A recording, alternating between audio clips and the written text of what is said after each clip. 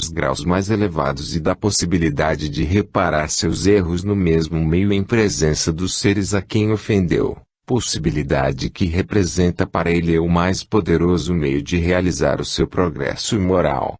Se, após curta coabitação, os espíritos se dispersassem e se tornassem estranhos uns aos outros, romper-se-iam os laços de família e de amizade, por falta de tempo suficiente para se consolidarem.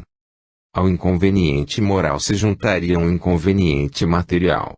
A natureza dos elementos, as leis orgânicas e as condições de existência variam de acordo com os mundos. Sob esse aspecto, não há dois orbes perfeitamente idênticos.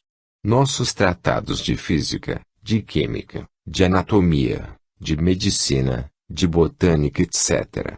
para nada serviriam nos outros mundos e, entretanto, o que neles se aprende não fica perdido.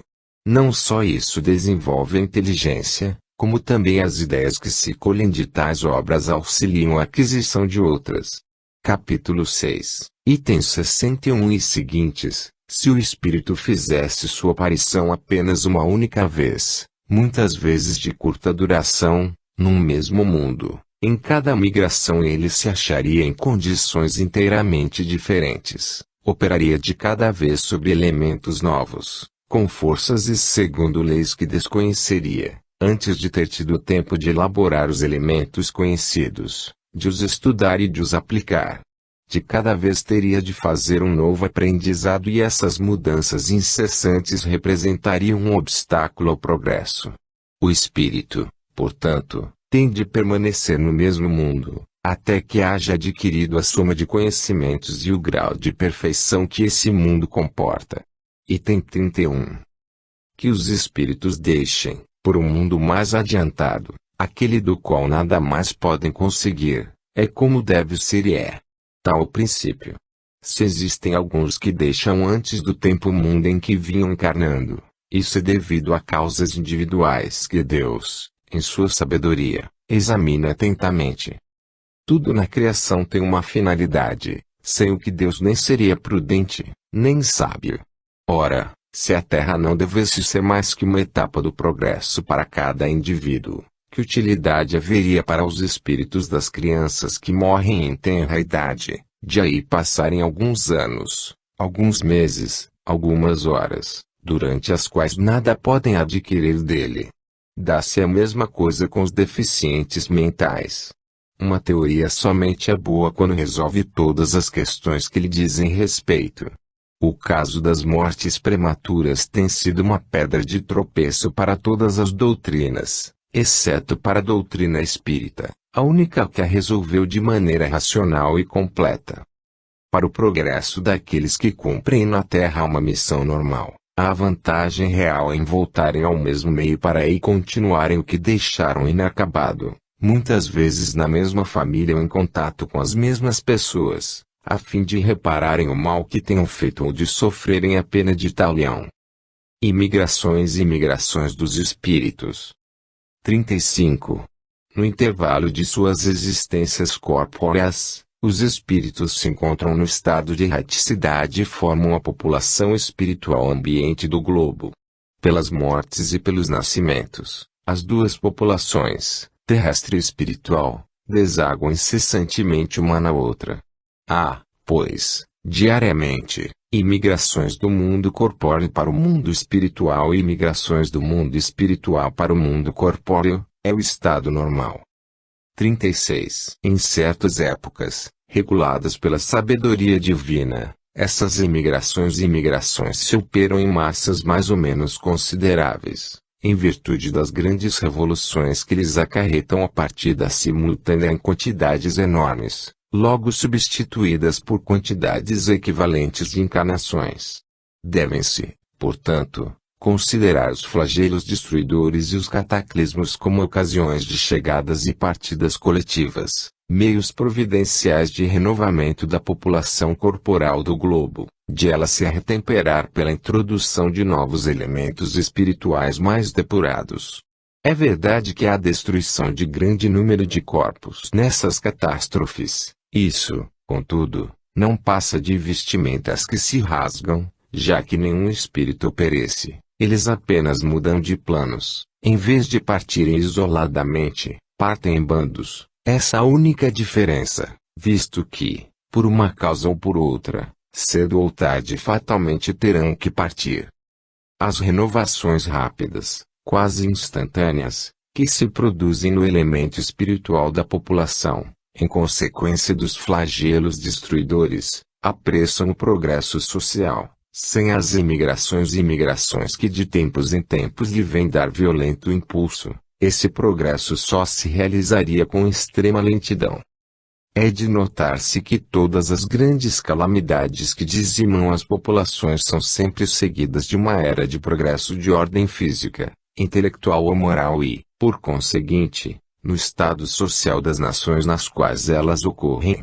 É que tem por fim operar uma transformação na população espiritual, que é a população normal e ativa do globo. 37. Essa transfusão, que se opera entre a população encarnada e desencarnada de um mesmo planeta, igualmente se efetua entre os mundos, quer individualmente, nas condições normais, quer por massas, em circunstâncias especiais. Há, pois, imigrações e imigrações coletivas de um mundo para outro, de onde resulta a introdução, na população de um deles, de elementos inteiramente novos. Novas raças de espíritos, vindo misturar-se às existentes, constituem novas raças de homens. Ora, como os espíritos nunca mais perdem o que adquiriram, trazem consigo a inteligência e a intuição dos conhecimentos que possuem, imprimindo, por conseguinte, o caráter que lhes é peculiar à raça corpórea que venham animar. Para isso, não precisam que novos corpos sejam criados exclusivamente para serem usados por eles. Desde que a espécie corpórea existe, eles encontram sempre corpos prontos para os receber. Nada mais são, portanto, do que novos habitantes. Quando chegam à Terra, integram-lhe, a princípio, a população espiritual, para depois encarnarem como os outros. Raça adâmica. 38. Segundo o ensino dos espíritos, foi uma dessas grandes imigrações, ou, se quiserem, uma dessas colônias de espíritos, vinda de outra esfera, que deu origem à raça simbolizada na pessoa de Adão e, por esse motivo, chamada raça adâmica. Quando chegou à Terra, o planeta já estava povoado desde tempos imemoriais, como a América, quando chegaram os europeus. Mais adiantada do que as que a tinham precedido neste globo, a raça adâmica é, com efeito, a mais inteligente, a que impele ao progresso todas as outras. A Gênese nos mostra, desde os seus primórdios, industriosa, apta às artes e às ciências, sem haver passado aqui pela infância intelectual, o que não se dá com as raças primitivas, mas concorda com a opinião de que ela se compunha de espíritos que já tinham progredido bastante.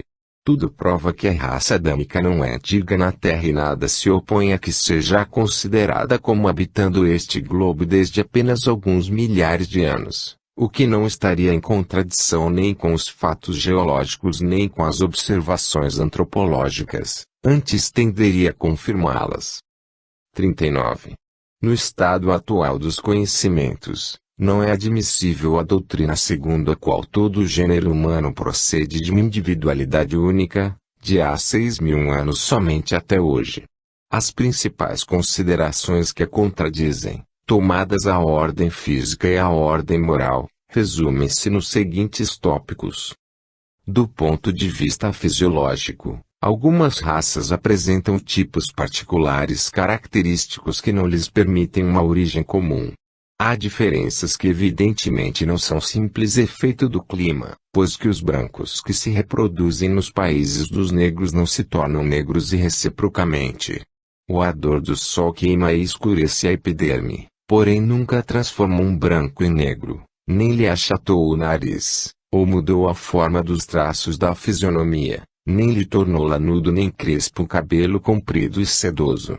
Sabe-se hoje que a cor do negro provém de um tecido especial subcutâneo peculiar à espécie. Deve-se, pois, considerar as raças negras, mongólicas, caucásicas como tendo origem própria, como tendo nascido simultânea ou sucessivamente em diversas partes do globo. O cruzamento delas produziu as raças mistas secundárias. Os caracteres fisiológicos das raças primitivas constituem indício evidente de que elas procedem de tipos especiais. As mesmas considerações se aplicam, conseguintemente, tanto aos homens quanto aos animais, no que diz respeito à pluralidade dos troncos. Capítulo X, itens 2 e seguintes. 40. Adão e seus descendentes são representados na Gênese como homens essencialmente inteligentes, visto como, desde a segunda geração, constroem cidades, cultivam a terra, trabalham os metais. Seus progressos nas artes e nas ciências são rápidos e duradouros.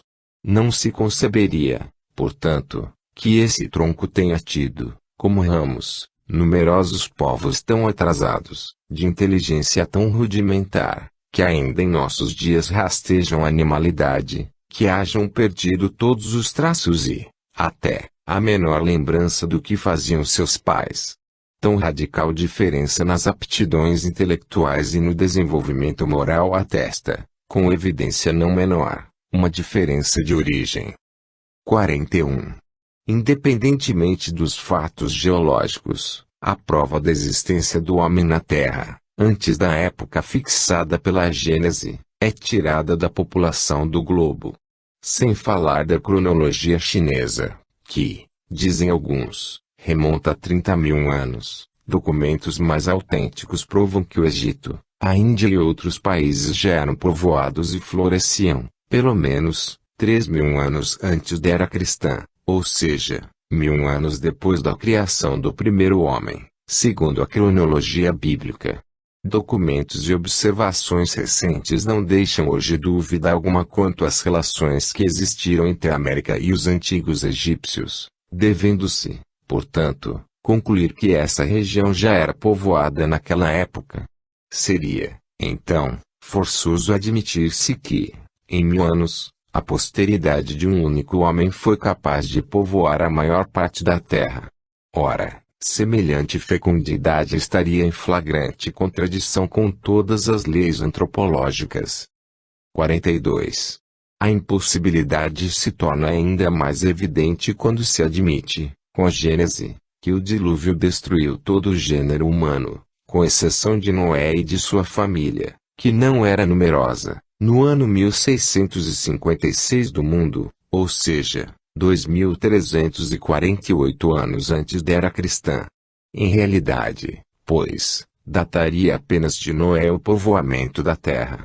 Ora, quando os hebreus se estabeleceram no Egito, 612 anos após o dilúvio, esse país já era um poderoso império, que teria sido povoado, sem falar de outras regiões, em menos de 6 séculos, tão só pelos descendentes de Noé, o que não é admissível. Notemos, de passagem, que os egípcios acolheram os hebreus como estrangeiros. Seria de admirar que houvessem perdido a lembrança de uma comunidade de origem tão próxima deles, quando conservavam religiosamente os monumentos de sua história. Rigorosa lógica, corroborada pelos fatos, demonstra, pois, da maneira mais categórica, que o homem está na Terra desde tempo indeterminado, muito anterior à época que a Gênese assinala. Dá-se a mesma coisa com a diversidade dos troncos primitivos, pois demonstrar a impossibilidade de uma proposição é demonstrar a proposição contrária. Se a geologia descobre traços autênticos da presença do homem antes do grande período diluviano, mais completa ainda será a demonstração. Doutrina dos anjos decaídos e do paraíso perdido. 43. Os mundos progridem fisicamente, pela elaboração da matéria e, moralmente, pela depuração dos espíritos que os habitam. A felicidade que neles se desfruta está na razão direta da predominância do bem sobre o mal, e a predominância do bem resulta do adiantamento moral dos espíritos. Não basta o progresso intelectual, visto que com a inteligência eles podem fazer o mal. Logo que um mundo tem chegado a um de seus períodos de transformação, a fim de ascender na hierarquia dos mundos, operam-se mutações na sua população encarnada e desencarnada. É quando se dão as grandes emigrações e imigrações, itens 34 e 35. Os que, apesar da sua inteligência e do seu saber, perseveraram no mal, em sua revolta contra Deus e contra suas leis, se tornariam daí em diante um embaraço ao ulterior progresso moral, uma causa permanente de perturbação para a tranquilidade e a felicidade dos bons, pelo que são excluídos da humanidade a que até então pertenceram e enviados a mundos menos adiantados, onde aplicarão a inteligência e a intuição dos conhecimentos que adquiriram ao progresso daqueles entre os quais são chamados a viver, espiando, ao mesmo tempo, por uma série de existências penosas e por meio de árduo trabalho, suas faltas passadas e seu voluntário endurecimento. Que serão tais seres, entre essas outras populações, para eles novas, ainda na infância da barbárie, senão anjos ou espíritos decaídos, ali vindos em expiação. A terra de onde foram expulsos não será, para eles, um paraíso perdido. Essa terra não lhes era um lugar de delícias, em comparação com o meio ingrato onde vão ficar relegados por milhares de séculos até que hajam merecido libertar-se dele. A vaga lembrança intuitiva que guardam da terra de onde vieram é para eles como longínqua miragem a lhes recordar o que perderam por culpa própria. 44. Mas, ao mesmo tempo que os maus se afastam do mundo em que habitavam, espíritos melhores aí os substituem, vindos quer da erraticidade, concernente a esse mesmo mundo, que é de um mundo menos adiantado, que mereceram abandonar, espíritos esses para os quais a nova habitação é uma recompensa. Desse modo, a população espiritual, renovada e expurgada dos seus piores elementos, fará com que melhore, ao cabo de algum tempo, o estado moral daquele mundo. Às vezes essas mutações são parciais, isto é, circunscritas a um povo, a uma raça, de outras vezes são gerais, quando chega para o globo o período de renovação. 45. A raça adâmica apresenta todos os caracteres de uma raça proscrita.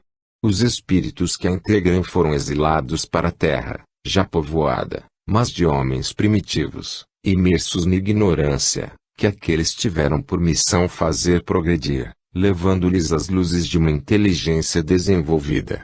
Não é esse, com efeito, o papel que essa raça tem desempenhado até hoje. Sua superioridade intelectual prova que o mundo de onde vieram os espíritos que a compõem era mais adiantado do que a Terra. Havendo esse mundo entrado numa nova fase de progresso e não tendo tais espíritos, pela sua obstinação, querido colocar-se à altura desse progresso, lá estariam deslocados e constituiriam um obstáculo à marcha providencial das coisas. Por isso foram excluídos de lá e substituídos por outros, que o mereceram. Relegando aquela raça para este mundo de labor e de sofrimento, Deus teve razão para lhe dizer: tirarás o alimento da terra com o suor do teu rosto. Na sua mansuetude, prometeu-lhe que lhe enviaria um Salvador, isto é, alguém que a esclareceria sobre o caminho que lhe cumpria tomar, para sair desse lugar de miséria, desse inferno, e ganhar a felicidade dos eleitos. Esse Salvador, ele lhe enviou na pessoa do Cristo, que lhe ensinou a lei de amor e de caridade que ela desconhecia e que seria a verdadeira âncora de salvação.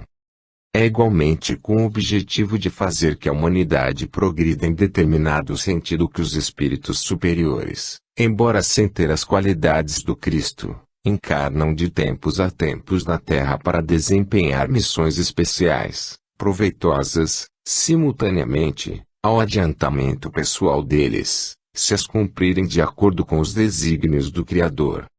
46. Sem a reencarnação, a missão do Cristo seria um contrassenso, assim como a promessa feita por Deus. Suponhamos, com efeito, que a alma de cada homem seja criada por ocasião do nascimento do corpo e não faça mais do que aparecer e desaparecer da terra. Que relação haveria entre as que vieram desde Adão até Jesus Cristo e as que vieram depois?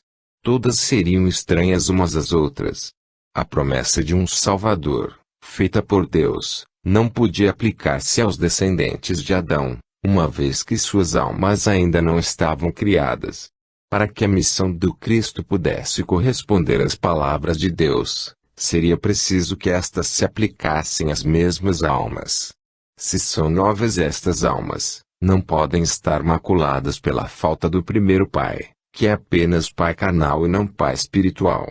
De outro modo, Deus teria criado almas com mácula de uma falta que não podia deixar nelas qualquer vestígio, pois que elas não existiam. A doutrina comum do pecado original implica, por conseguinte, a necessidade de uma relação entre as almas do tempo do Cristo e as do tempo de Adão, implica, portanto, a reencarnação. Dizei que todas essas almas faziam parte da colônia de espíritos exilados na terra ao tempo de Adão e que se achavam manchadas dos vícios que lhes acarretaram ser excluídas de um mundo melhor, e tereis a única interpretação racional do pecado original, pecado peculiar a cada indivíduo e não o resultado da responsabilidade da falta de outrem a quem ele jamais conheceu. Dizei que essas almas ou espíritos renascem diversas vezes na terra para a vida corpórea, a fim de progredirem e se depurarem, que o Cristo veio esclarecer essas mesmas almas, não só acerca de suas vidas passadas, como também em relação às suas vidas ulteriores, e somente então dareis à sua missão um sentido real e sério, que a razão pode aceitar. 47. Um exemplo familiar, notável por sua analogia, tornará ainda mais compreensíveis os princípios que acabam de ser expostos. A 24 de maio de 1861, a fragata Ifigênia transportou a Nova Caledônia uma companhia disciplinar composta de 291 homens. À chegada, o comandante lhes baixou uma ordem do dia concebida nos seguintes termos: pondo os pés nesta terra longínqua, já sem dúvida compreendestes o papel que vos está reservado. A exemplo dos bravos soldados da nossa marinha, que servem sob as vossas vistas, ajudar-nos-eis a levar com brilho o facho da civilização ao seio das tribos selvagens da Nova Caledônia. Não é uma bela e nobre missão, pergunto. Desempenhá-la-eis dignamente. Escutai a palavra e os conselhos dos vossos chefes. Estou à frente deles. Entendei bem as minhas palavras. A escolha é do vosso comandante, dos vossos oficiais, dos vossos suboficiais e cabos constitui garantia certa de que todos os esforços serão tentados para fazer de vós excelentes soldados, digo mais, para vos elevar à altura de bons cidadãos e vos transformar em colonos honrados, se o quiserdes. A nossa disciplina é severa e assim deve ser. Colocada em nossas mãos, ela será firme e inflexível, ficai sabendo, do mesmo modo que, justa e paternal, saberá distinguir o erro do vício e da degradação. Aí tendes um punhado de homens expulsos, pelo seu mau proceder, de um país civilizado, e mandados, por punição, para o meio de um povo bárbaro. Que lhes diz o chefe? Infringistes as leis do vosso país. Nele vos tornastes causa de perturbação e escândalo e fostes expulsos, mandam-vos para aqui, mas aqui podeis resgatar o vosso passado, podeis, pelo trabalho, criar para vós uma posição honrosa e vos tornar cidadãos honestos. Tendes uma bela missão a cumprir, levar a civilização a estas tribos selvagens. A disciplina será severa, mas justa, e saberemos distinguir os que procederem bem. Tendes a sorte nas vossas mãos, podereis melhorá-la, se o quiserdes, porque tendes o livre-arbítrio. Para aqueles homens, lançados ao seio da selvageria, a mãe pátria não é um paraíso que eles perderam pelas suas próprias faltas e por se rebelarem contra a lei. Naquela terra distante não são eles anjos decaídos? A linguagem do chefe não é idêntica à de que Deus utilizou quando falou aos espíritos exilados na terra. Desobedecestes às minhas leis e, por isso, eu vos expulsei do mundo onde podíeis viver felizes em paz. Aqui, estareis condenados ao trabalho, mas podereis, pelo vosso bom procedimento, merecer perdão e reconquistar a pátria que perdestes por vossa falta, isto é, o céu. 48. À primeira vista, a ideia da queda parece em contradição com o princípio segundo o qual os espíritos não podem retrogradar. Deve-se, porém, considerar que não se trata de um retrocesso ao estado primitivo. O espírito, embora em posição inferior, nada perde do que adquiriu, seu desenvolvimento moral e intelectual é o mesmo, qualquer que seja o meio onde se ache colocado. Ele está na situação do homem do mundo condenado à prisão por seus delitos. Certamente, esse homem se encontra degradado, decaído do ponto de vista social, mas não se torna nem mais estúpido nem mais ignorante. 49. Será crível que esses homens mandados para a Nova Caledônia vão transformar-se de súbito em modelos de virtude? Que vão abjurar de repente os seus erros do passado?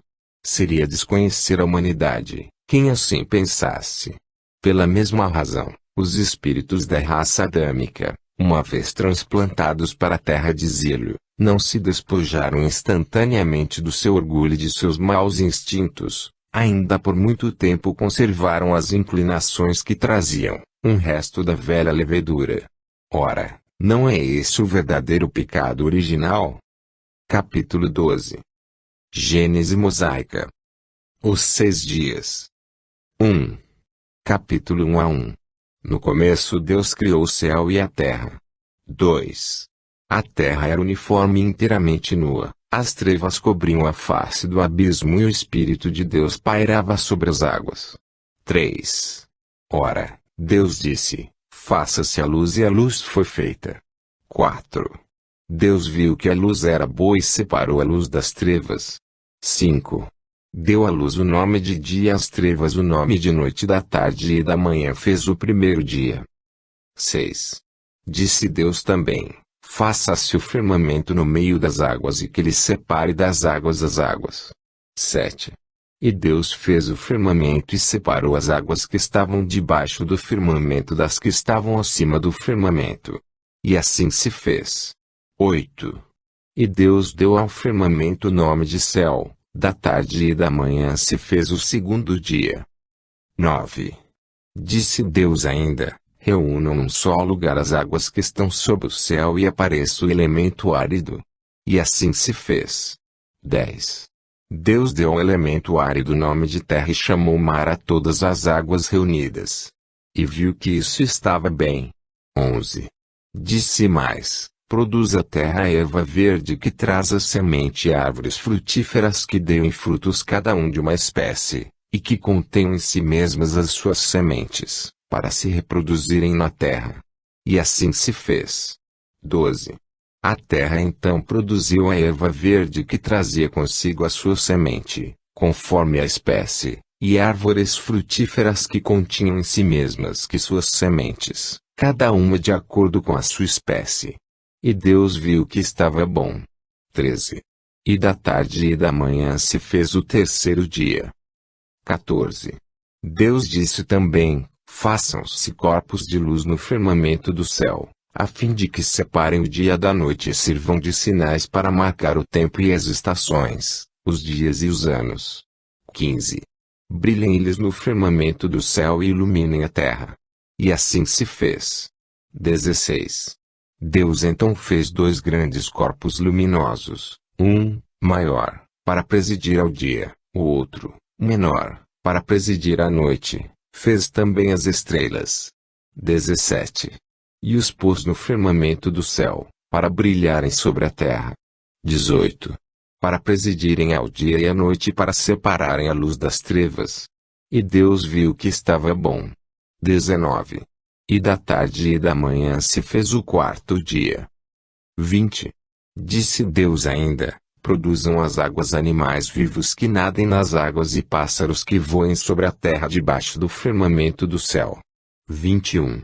Deus então criou os grandes peixes e todos os animais que têm vida e movimento, que as águas produziram, cada um de uma espécie, e criou também todos os pássaros, cada um de uma espécie.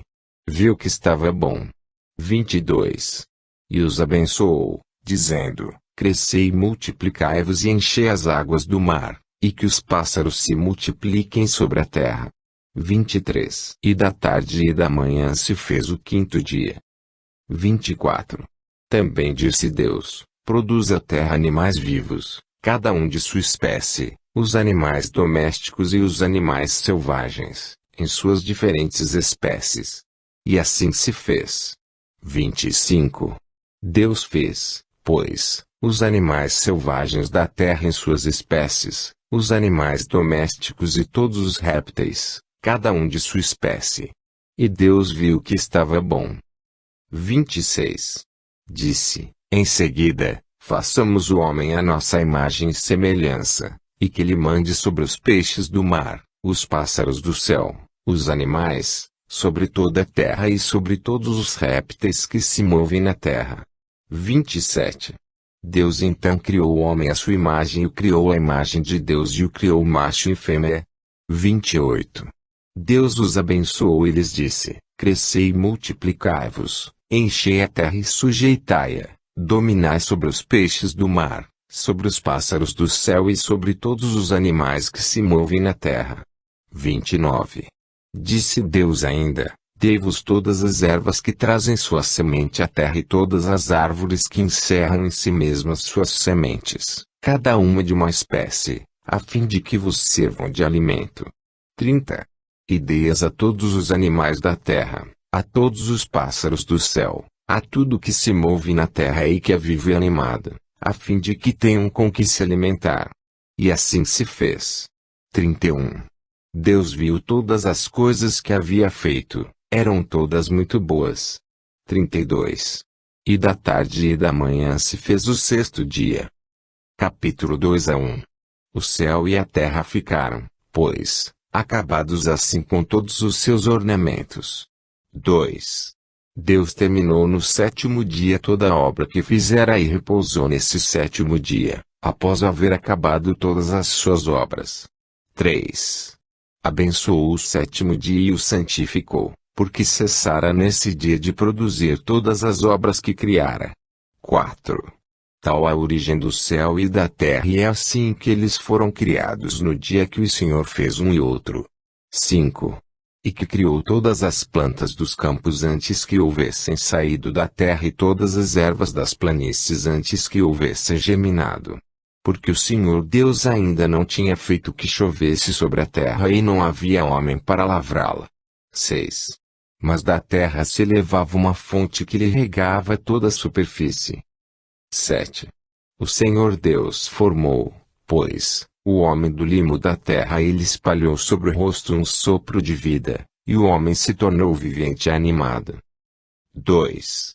Depois das explanações contidas nos capítulos precedentes sobre a origem e a constituição do universo, de acordo com os dados fornecidos pela ciência, quanto à parte material, e pelo espiritismo, quanto à parte espiritual, convinha confrontar tudo isso com o texto da Gênese de Moisés, a fim de que cada um pudesse estabelecer comparações e julgar com conhecimento de causa. Bastarão algumas explicações complementares para tornar compreensíveis as partes que precisam de esclarecimentos especiais. 3.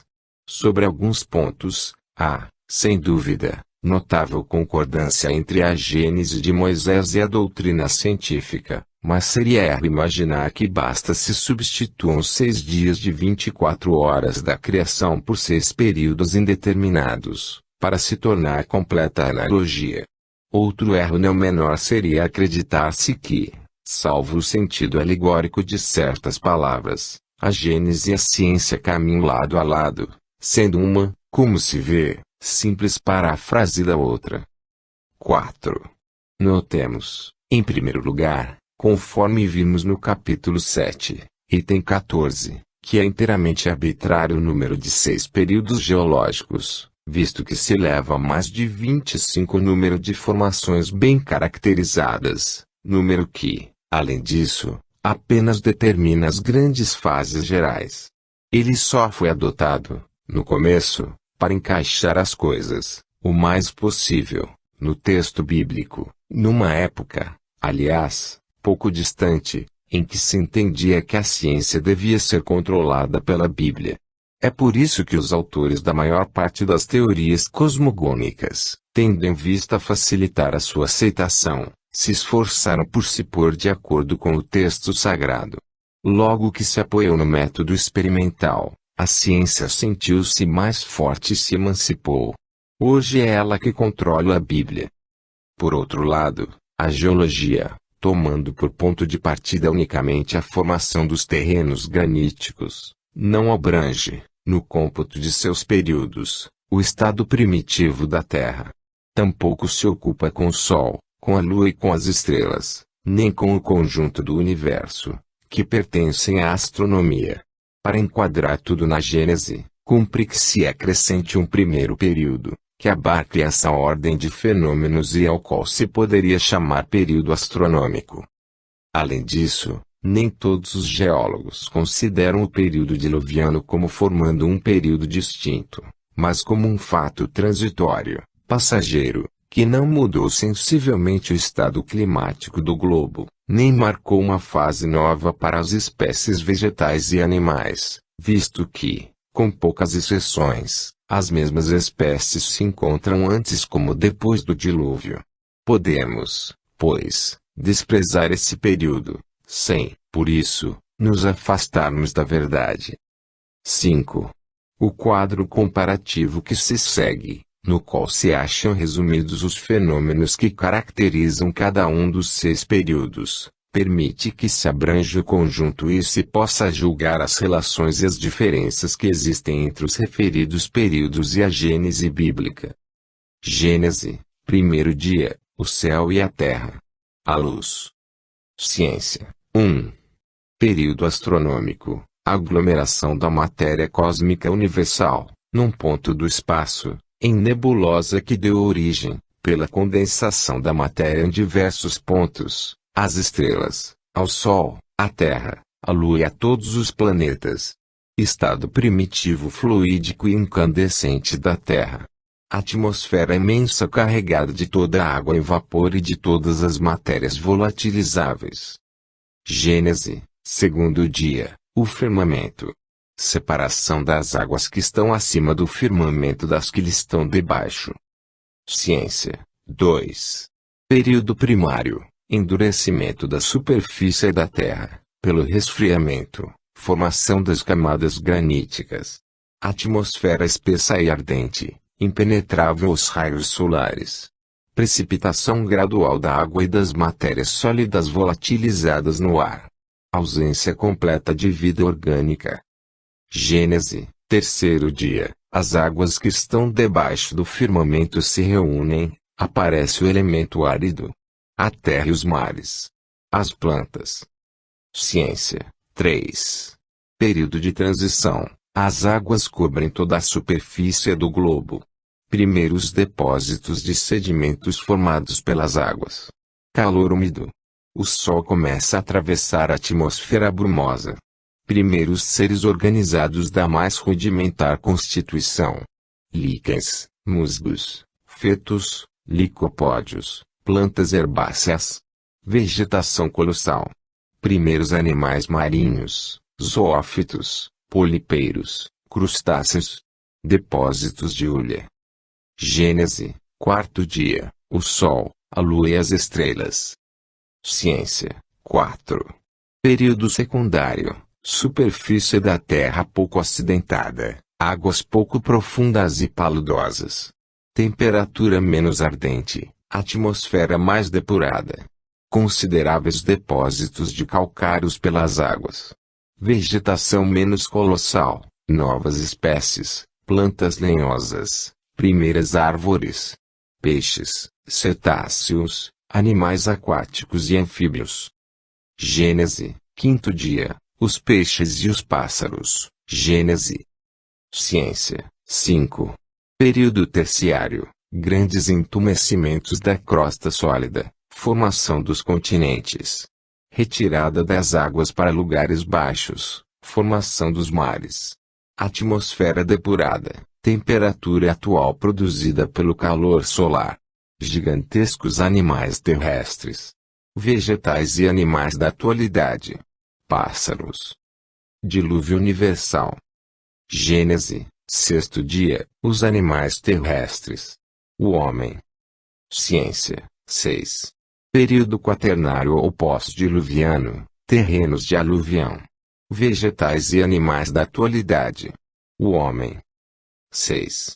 O primeiro fato que se destaca desse quadro comparativo é que a obra de cada um dos 6 dias não corresponde de maneira rigorosa, como muitos pensam, a cada um dos 6 períodos geológicos.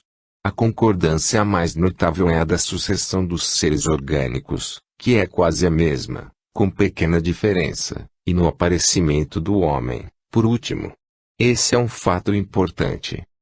Há também coincidência, não quanto à ordem numérica dos períodos, mas quanto ao fato em si, na passagem em que se lê que, ao terceiro dia, as águas que estão debaixo do céu se reuniram num só lugar e apareceu o elemento árido.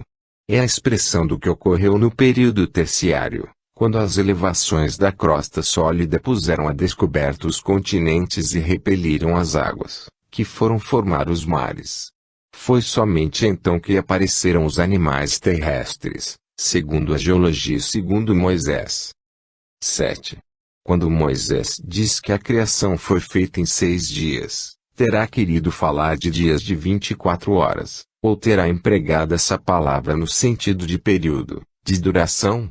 A primeira hipótese é a mais provável se nos ativermos ao texto acima, primeiramente porque esse é o sentido próprio da palavra hebraica yom, traduzida por dia, depois, a referência à tarde e à manhã, como limitações de cada um dos 6 dias, dá lugar a que se suponha que ele haja querido falar de dias comuns. Não se pode conceber qualquer dúvida a tal respeito, quando é dito no versículo 5, ele deu à luz o nome de dia e às trevas o nome de noite, e da tarde e da manhã se fez o primeiro dia. Isto, evidentemente, só se pode aplicar ao dia de 24 horas, constituído de períodos de luz e de trevas. O sentido ainda se torna mais preciso quando ele diz, no versículo 17, falando do sol, da lua e das estrelas, colocou-as no firmamento do céu, para luzirem sobre a terra, para presidirem ao dia e à noite e para separarem a luz das trevas. E da tarde e da manhã se fez o quarto dia. Aliás, tudo na criação era miraculoso e, desde que se envereda pela senda dos milagres, pode-se perfeitamente crer que a terra foi feita em 6 vezes 24 horas, sobretudo quando se ignoram as primeiras leis naturais. Todos os povos civilizados partilharam dessa crença até o momento em que a geologia forneceu as provas que demonstravam a sua impossibilidade. 8. Um dos pontos da Gênese que tem sido mais criticados é o da criação do Sol depois da luz. Tentaram explicá-lo, com o auxílio dos próprios dados fornecidos pela geologia, dizendo que, nos primeiros tempos de sua formação, por se achar carregada de vapores densos e opacos, a atmosfera terrestre não permitia a visão do Sol que, assim, efetivamente não existia para a Terra. Semelhante explicação poderia até ser admissível se naquela época já houvesse na Terra habitantes que verificassem a presença ou a ausência do Sol. Ora, segundo o próprio Moisés, não havia na época senão plantas, que, todavia, não teriam podido crescer e multiplicar-se sem a ação do calor solar.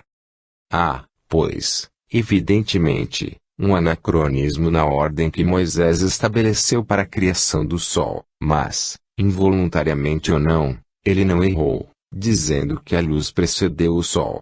O Sol não é o princípio da luz universal, mas uma concentração do elemento luminoso em um ponto, ou, por outra, do fluido que, em certas circunstâncias, adquire as propriedades luminosas.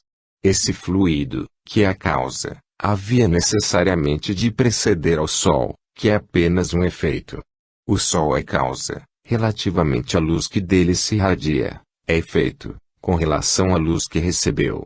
Num aposento escuro, uma vela acesa é um pequeno sol. Que é que se fez para acender a vela?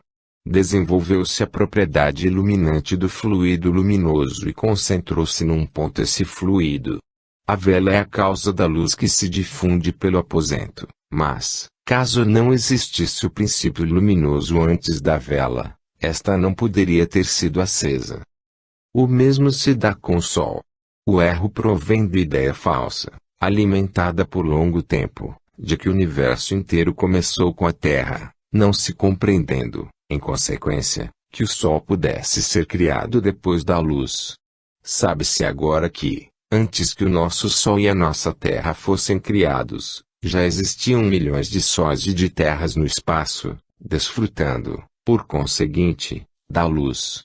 Em princípio, pois, a asserção de Moisés é perfeitamente exata, é falsa quando faz crer que a Terra foi criada antes do Sol.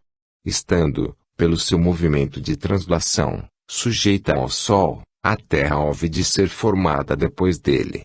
É o que Moisés não podia saber, já que ignorava a lei de gravitação. Essa mesma ideia se encontra na Gênese dos antigos persas. No primeiro capítulo do Vendedade, diz Hormuz, ao narrar a origem do mundo, criei a luz que foi iluminar o Sol, a Lua e as estrelas. Dicionário de Mitologia Universal, a forma, aqui, é sem dúvida mais clara e mais científica do que em Moisés e dispensa comentários. 9. Moisés, evidentemente, partilhava das mais primitivas crenças sobre a cosmogonia. Como os homens do seu tempo, ele acreditava na solidez da abóbada celeste e em reservatórios superiores para as águas. Essa ideia se acha expressa sem alegoria, nem ambiguidade, nesta passagem, versículos 6 e seguintes. Deus disse: faça-se o firmamento no meio das águas para separar das águas as terras. Deus fez o firmamento e separou as águas que estavam debaixo do firmamento das que estavam por cima do firmamento. Veja-se capítulo V, Antigos e Modernos Sistemas do Mundo, itens 3 a 5. Segundo uma crença antiga, a água era tida como princípio primitivo, o elemento gerador, de sorte que Moisés não fala da criação das águas, parecendo que elas já existiam. As trevas cobriam o abismo, isto é, as profundezas do espaço, que a imaginação figurava ocupada vagamente pelas águas, em plenas trevas, antes da criação da luz. Eis aí por que Moisés diz: o Espírito de Deus pairava sobre as águas. Tida a terra como formada no meio das águas, era preciso isolá-la. Imaginou-se então que Deus fizera o firmamento, uma abóbada sólida, para separar as águas de cima das que estavam sobre a terra. A fim de compreendermos certas partes da Gênese, faz-se indispensável que nos coloquemos no ponto de vista das ideias cosmogônicas da época que ela reflete. 10. Em face dos progressos da física e da astronomia, é insustentável semelhante doutrina. Entretanto, Moisés atribui aquelas palavras ao próprio Deus. Ora, já que elas exprimem um fato notoriamente falso, de duas uma, ou Deus se enganou no relato que fez de sua obra, ou esse relato não é de origem divina. Não sendo admissível a primeira hipótese, deve-se concluir que Moisés apenas exprimiu suas próprias ideias. Capítulo 1, item 3. 11. Moisés se aproxima um tanto mais da verdade, dizendo que Deus formou um homem do limo da terra. De fato, a ciência demonstra, capítulo X, que o corpo do homem se compõe de elementos tomados à matéria inorgânica, ou, por outra, ao limo da terra. A mulher formada de uma costela de Adão é uma alegoria, aparentemente pueril, se admitida ao pé da letra, mas profunda quanto ao sentido. Tem por fim mostrar que a mulher é da mesma natureza que o homem e que, por conseguinte, é igual a este perante Deus e não uma criatura à parte, feita para ser subjugada e tratada como um ser desprezível.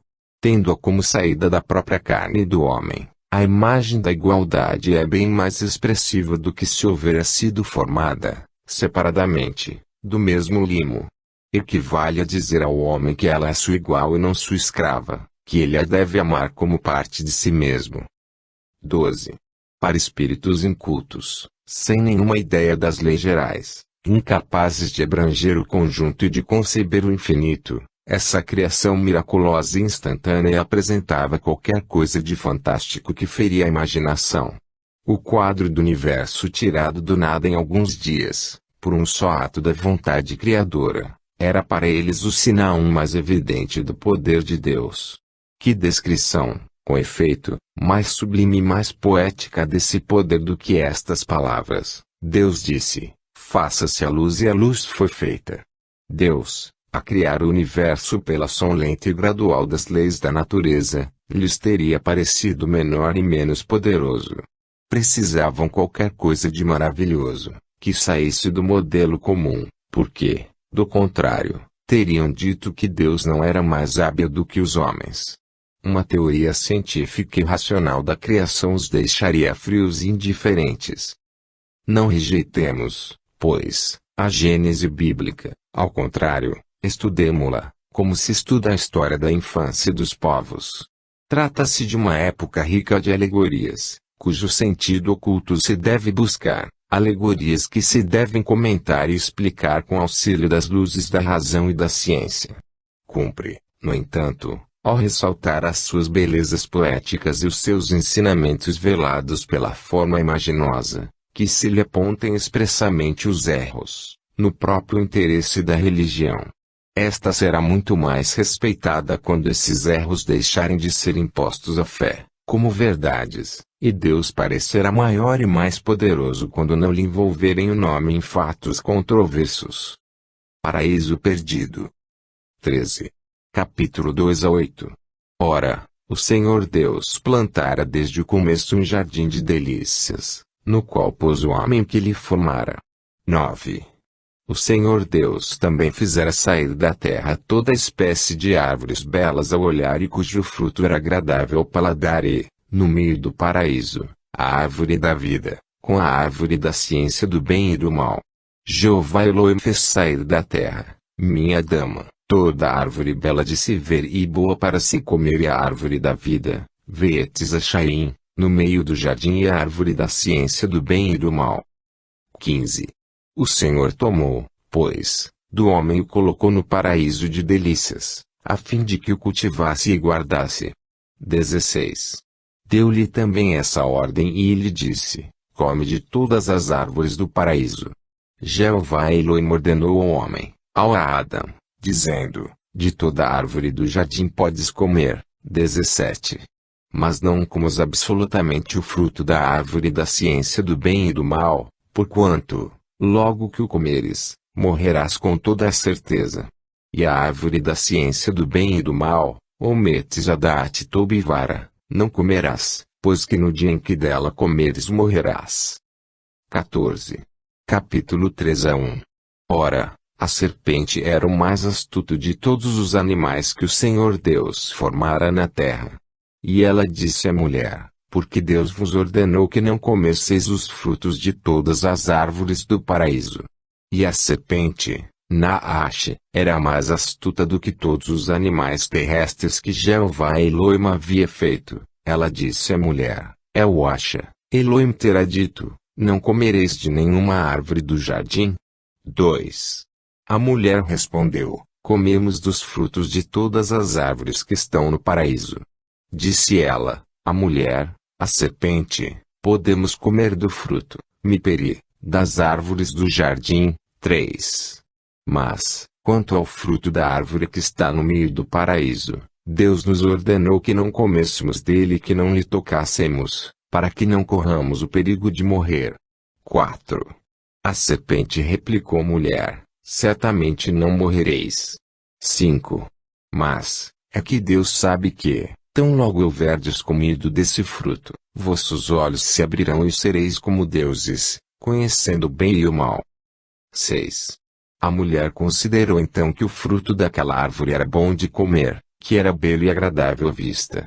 E, tomando dele, o comeu e o deu a seu marido, que também comeu.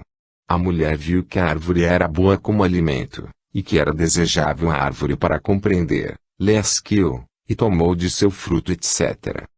8. E como ouvissem a voz do Senhor Deus, que passeava à tarde pelo jardim, quando sopra um vento brando, Eles se retiraram para o meio das árvores do paraíso, a fim de se ocultarem de diante da sua face. 9. Então o Senhor Deus chamou Adão e lhe disse: Onde estás? 10. Adão lhe respondeu: Ouvi a tua voz no paraíso e tive medo, porque estava nu, sendo essa razão por que me escondi. 11. O Senhor lhe retrucou: E como soubestes que estavas nu, senão porque comeste o fruto da árvore da qual eu vos proibi que comesseis? 12. Adão lhe respondeu: A mulher que me deste por companheira me apresentou o fruto dessa árvore e eu dele comi. 13. O Senhor Deus disse à mulher: Por que fizeste isso? Ela respondeu: A serpente me enganou e eu comi desse fruto. 14. Então o Senhor Deus disse à serpente: Por teres feito isso, serás maldita entre todos os animais e todas as bestas da terra. Andarás sobre o ventre e comerás terra por todos os dias de tua vida. 15. Porém uma inimizade entre ti e a mulher, entre a sua raça e a tua. Ela te esmagará a cabeça e tu tentarás morder-lhe o calcanhar. 16. Deus disse também à mulher: Afligir-te-ei com muitos males durante a tua gravidez, parirás com dor, estarás sob a dominação de teu marido e ele te dominará. 17. Disse em seguida a Adão: Por haveres escutado a voz de tua mulher e teres comido do fruto da árvore de que te proibi que comesses, a terra te será maldita por causa do que fizeste, só com muito trabalho tirarás dela com que te alimentes, durante toda a tua vida. 18. Ela te produzirá espinhos e sarças e te alimentarás com a erva da terra. 19.